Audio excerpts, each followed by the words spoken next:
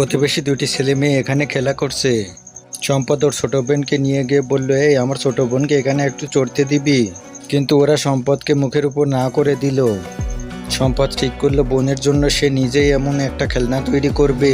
বন্ধুরা, সম্পদ কি পারবে এমন খেলনা তৈরি করতে? সেটি দেখার আগে আমার এই চ্যানেলটি সাবস্ক্রাইব করে এই ভিডিওটিতে একটি লাইক দিয়ে যাও।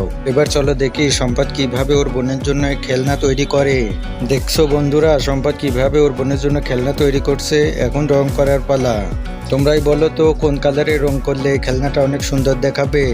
সম্পদ দেখো দুটি কালার দিয়ে এই খেলনাটাকে রং করেছে। কেমন লাগছে এই কালারের রংটা? দেখো সম্পদের আম্মু ওর তৈরি খেলনা দেখতে এসেছে।